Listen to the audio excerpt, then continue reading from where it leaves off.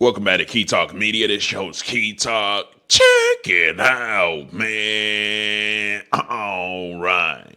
Hey, man, thank y'all so much for hitting that like button on the videos. It's actually helping the videos get bigger and broader. The more y'all hit that like button for me. So if you listen to my voice right, do me the biggest favor in the world and hit that like button for me. Greatly appreciate it. Anyway, so we got some news to cover today. OTF, Lil Durk might just be toast. What else? We got a little bit of everything to us, right? Let's just start it out with this. So there's a 15-year-old rapper that goes by the name, I think it's like Lil Queso, and he's actually from Chirac. Now, you know how it goes in Chirac: live fast, die young. Unfortunately, that's what it is. But it is what it is. Right now, this Lil Queso guy actually went viral on a video clip from chasing police. He was inside of a car and he was literally chasing police with a car with a gun. And of course, the police never ran away. The police probably like, nigga, I'm not about to lose my life over no look like you. Well, this is Lil Queso, but also this is the video that actually made him go viral, right? We chasing y'all!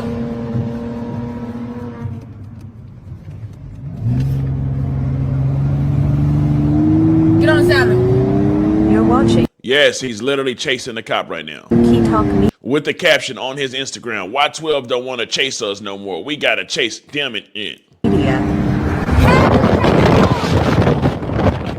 scared! They scared! Now, I know you're probably thinking, what in the blue hell is going on? Yes, 100%. Let's just be real. This got to do with bad parenting. It ain't no way in blue hell that you should have a 15-year-old son or even 16, 17-year-old son. You know what I'm talking about? Even though he was only 15 at this time. Well, actually, probably younger. Should have at this age be chasing the police. You know what I'm talking about? It didn't push it on Instagram to where the parents should obviously be able to see it. However, now tragic news has actually happened to Lil Queso, who's only 15 years old. He was actually backdoored by his own friends. Now, the reason I said live fast, die young, because a lot of the people inside the streets literally do live fast and die young. As you can see, he got a full hand tattoo at only 15 years old. Probably got it when he was younger. Of course, he got the dreads drew out, and just see the lifestyle he was living based off what you just saw him literally chasing the police with a gun, right? So if you go to the comment section to see what y'all feel about it, of course it says, baby grew up too fast, fully healed, hand tattoo, dreads, and a marries by 15. He already lived 3 lives. Somebody put a crash dummy because, yes, it doesn't matter how old you are, you can still be considered a crash dummy if you're doing stuff that's going to crash you out in your life or you pretty much locked up, right? Somebody said age 25, the new 65. Yes, that is definitely what it seemed like. For rough year for the YNs. Yes, he was definitely one of the people that they call YNs. If you don't know what YN stand for, that stands for young nigga. You know what I'm talking about? Anyways, now, since we're already talking about Chirac, we might as well go to the one of the biggest artists of Chirac, who goes by the name of Lil Durk. Now, I'm going to be real with y'all, man. Lil Durk is probably toast. You know what I'm talking about? In that song, he said, when you go to trial, it don't be your phone, it be your homies, though. Well, in this case, it's not Lil Durk homie. What it is homie that OTF Jam dude that allegedly did that snitching. But also, it's looking like OTF Vonnie has actually he was put in a protective order, and this was after court yesterday, right? So if y'all don't know who OTF Vonnie is, that's actually Lil Durk's co-defendant. OTF Vonnie, also King Von's cousin. So OTF Vonnie, what he's doing, it looks like he's going to be potentially snitching on Lil Durk. That's why he got inside of that protective order, right?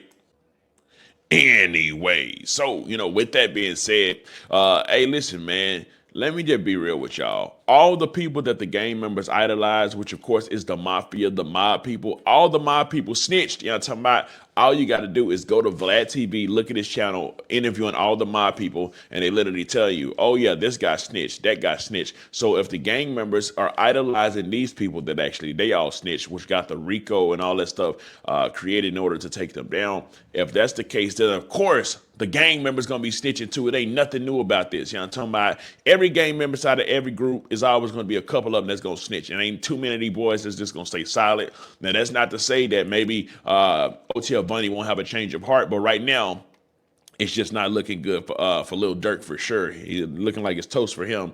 And then of course it ain't looking good for OTF Vonnie. Now, also Lil Durk lawyer has actually came out and pretty much said that, hey, listen, the feds don't really got a case because they're just trying to use rap lyrics. If you go to TMZ, it says Lil Durk's attorney's rap lyrics as evidence means there is no real evidence. Let's actually read this dialogue. It says, Lil Durk is facing a legal slugfest with the feds claiming he's the mastermind behind a murder for hire plot, and his attorneys are convinced it's a classic example of prosecutors grasping at straws with some street savvy rap lyrics because they don't have a real case against the rap star. The Chicago rapper attorney Drew Finland, which is a absolute beast, that's actually NBA YoungBoy lawyer, Marissa Goldberg, that last name Goldberg lets you know that she's official. She's tied in with them people. Jonathan Brayman and Christy O'Connor of the Finland law firm tell TMZ Hip Hop, when you see an artist's rap lyrics quoted as evidence against them, it is a glaring indication that there is no real evidence against that person.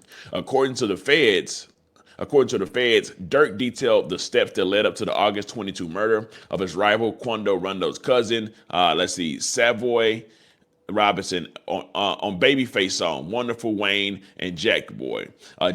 When he rapped, told me they got the Addy go, got location go, green light go, go, go, go, go. Look at the news and see your son, you screaming, no, no, no, no, no. So, hey man, can they use rap lyrics? We'll just have to see. We'll see how this goes. They tried to use rap lyrics in Young Thug case. All of them got found innocent, talking about, so maybe this will be the same way. Now let's just see, just 1 second here. Let me actually see what the Chicago mayor had to say about it. Ravi, Lil Durk, whose real name is Dirk Banks, made a $150,000 campaign donation to Mayor Brandon Johnson shortly after Johnson took office last year. What Johnson plans to do with the money, though, remains unclear. Mayor Brandon Johnson... Man, let me just cut this short for y'all. Buddy ain't about to get that money back. And if he do, I doubt he gonna get that money back. Durk was actually playing it kind of smart, though. Why? Because he was giving money to the mayors, I'm talking about, of Chicago, all type of stuff, knowing that behind that, he was getting stuff done in the streets. Let's just say that. So I ain't got to say no murders or nothing like that. I'm talking about. But anyways, if I continue reading, it says the song was released in December of that year, several months after the murder. But Durk's lawyers say the claim there's a connection to the actual murder lacks merit. They continue. The claims in the indictment against Mr. Banks are false and lacking in the most basic due diligence. The real truth is Durk Banks is a Grammy Award winning artist, a dedicated father and loving husband. So that's just what that actually comes down to. So we will just have to see what, how that turns out and how that actually goes. Of course, everybody want to hope for the best. Which, nobody just wants to see somebody go down like that, I'm talking about. But of course, everybody wants justice where people have actually died, including the family of the people that actually died. Even though everybody that died is in the streets, they live in a lifestyle where they're literally going to die earlier. I just covered the rapper Lil Queso, the Chicago rapper that was already 15 years old, chasing down the police with a gun, getting backdoored by his friend. So, I gotta say, bro, it's a lot that goes on, right? Anyways, now, also, I was covering that Sexyy read and what her husband, not her husband, her baby daddy was saying. Now, he's actually came out and said that he has another nuke on her. He's already put out the fact that she was expecting that Chief Keef was going to actually save her. I kept telling y'all she said Sosa, and she was talking about Chief Keef, but now he's coming back and he's saying he has another nuke for her. This one actually said, give me that second here. Let me play it here, make that a little bigger. So he says, I sat back for almost 2 years and he said nothing while this bitch lied to the world. I kept it P. Now I'm coming for everything I deserve, including my daughter. So a lot of this stems for the fact that he wants his daughter and he feels like she's actually keeping his daughter away, right? And you've seen the picture of Sexyy Red, him and the daughter together. And I guess he's just trying to, he's trying to see his daughter. And there's nothing that will stop a father from trying to actually see their daughter, or he's clout chasing. One of the two. He either really wants his daughter or he's really, really clout chasing. I'm talking about, I don't know. Frankly, I don't care about none of these people. I'm just here to tell y'all the news, right? Anyway, so we continue. It says, when I said I got an infinity clip, I meant that. F the world. So he's still saying that he's got an infinity clip on Sexyy Red. I don't know what other infinity clip you can have. You've already got us saying that Sosa was going to sign a birth certificate, which of course Chief Keef. You've already put it out of Shorty not admitting to having an STD, but kind of admitting to it in a way, depending on how you view it, and saying that, hey, listen, I hope all you niggas get burned, right? But like I say, none of that affects her brand because Sexyy Red's brand is like ratchet. It's like a dirty brand, right? It's not like a clean, like a Taylor Swift clean kind of brand. It's a dirty, nasty brand, and the dirty and nasty that it actually portrays her as. Not saying that she's actually like that. Who knows? I don't know. I don't care. But the more nasty and dirty it portrays her, the better her brand actually does, because that's what she came out on. She came out on making lip glosses with gonorrhea and STD names and stuff like that. So now to come do a full circle, someone saying she actually has an STD. Most people just like, whoop-de-doo, no surprise. You're just now figuring this out. And then, of course, like I said, I got an infinity clip. I meant that. F the world. It's up with me. I play for keeps. I ain't never been no dummy. Behind my daughter is F my mama. I ain't never been no deadbeat. That's one thing I'm not never gonna be. P.S.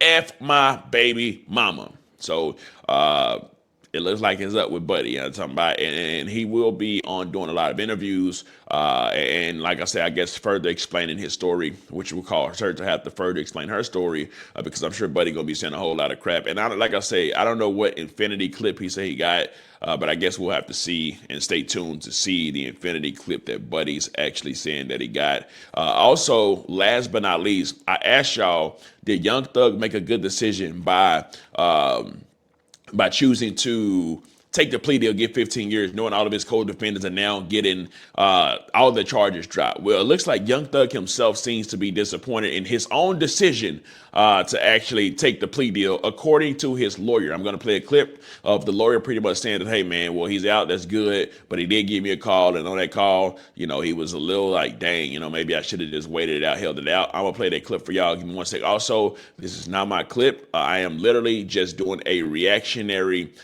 video to this clip. YouTube, you know, talking about, I'm letting y'all know that whatever copyright laws that are in my favor, please allow me that to do a reaction to this video, right? Anyway, so here goes the video. I'm going to play it for y'all. It says the Fit Lawyer ATL, and this is Keith Adams. Keith Adams is actually one of Young Thug's lawyer, and here's what he had to say when asked, how does Young Thug feel about it? Hold on one second. Reaction to the verdict. That's be honest. All right. So let me tell you something. Jeffrey called me about 5 minutes after that verdict came down. I'm sitting there in my office. I'm watching it on the live stream. I'm doing some work. I'm excited as hell for Max and Doug and their clients. And I look over, my FaceTime is ringing, and it's Jeffrey, and he's like, "Oh man," he's like, his reaction was twofold. He was happy. Yes. For Kendrick and for Stillwell, very happy. He was happy that they're coming home. Mm-hmm. There was a part of him, I think, that was thinking, you know what, we probably should have gone all the way, because we would have been walking out of there with a not guilty verdict as well. And I agree, we would have, and we wanted to. Thug's reaction to the verdict. We wanted to. Came a point where Jeffrey made a decision that he wanted to go ahead and enter that plea and go home on that day, and he did. But you know, so his reaction, he was happy for them. There was a little bit of regret on his part, but overall, he's still doing great. Yes. He's happy to be home. I was talking to him. He's out in California. He's out in LA.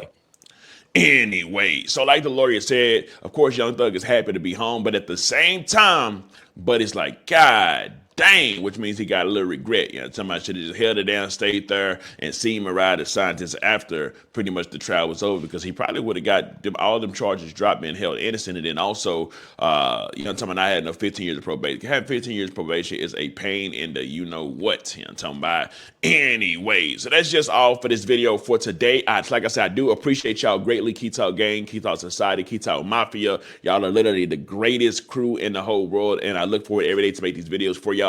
Like I said, I do appreciate y'all that do like the video. If you don't really like the video, just do it for me. I mean, if you watch me all the time, you might as well, because the more you do that, the bigger we go, the more we grow. Anyways, and also we are on the road to 100K, and we're almost there. Let me know something coming up. Let me know what you think about this entire ordeal.